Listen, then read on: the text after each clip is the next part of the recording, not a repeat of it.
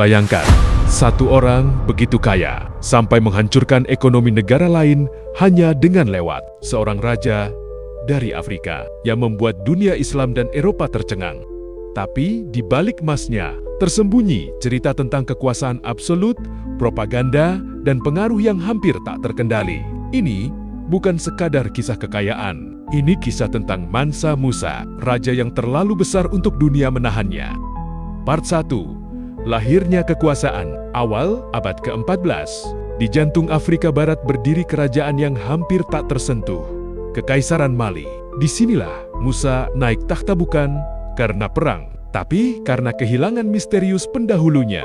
Raja sebelumnya, Abu Bakar II, dikabarkan berlayar ke Samudra Atlantik dan tak pernah kembali. Takhta kosong dan Musa mengambil alih.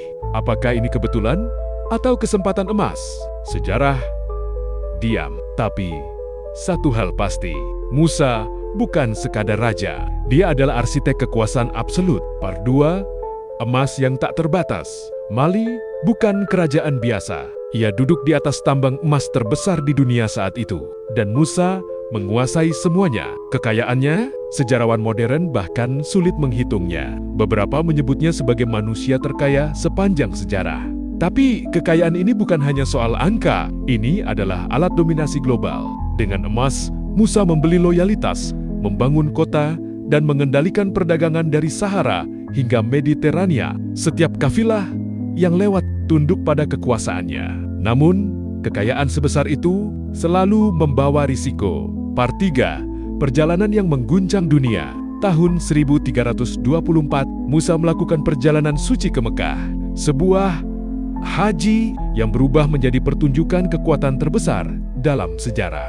Rombongannya puluhan ribu orang, budak, tentara, pejabat, dan unta-unta yang membawa berton-ton emas. Ketika ia tiba di Kairo, sesuatu yang tak terduga terjadi. Musa membagikan emas dalam jumlah besar kepada siapapun. Tampak dermawan, tapi dampaknya brutal.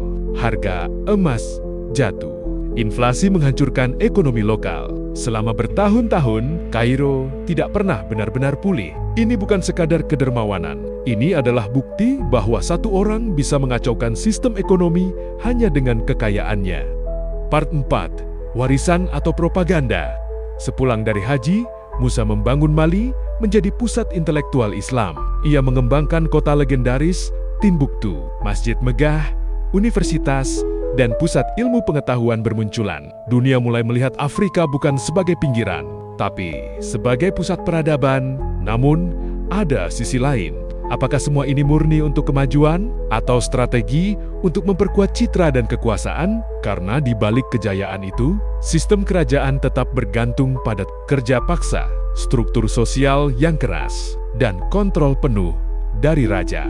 Musa membangun kejayaan, tapi juga memastikan tidak ada yang bisa menandingi dirinya. Part 5. Kejatuhan yang tak terhindarkan. Setelah Musa wafat sekitar tahun 1337, sesuatu mulai runtuh.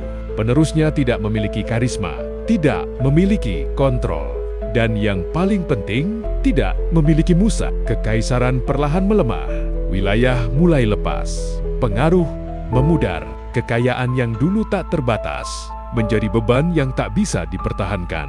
Mansa Musa adalah paradoks, seorang dermawan yang bisa menghancurkan ekonomi, seorang pemimpin visioner yang membangun sekaligus mengendalikan. Ia membuktikan satu hal, kekuasaan terbesar di dunia bukan hanya soal siapa yang memerintah, tapi siapa yang mengendalikan nilai dari segalanya. Dan pertanyaannya sekarang, jika seseorang seperti Mansa Musa hidup hari ini, apakah dunia akan lebih maju atau justru lebih kacau? Apa pendapat kalian?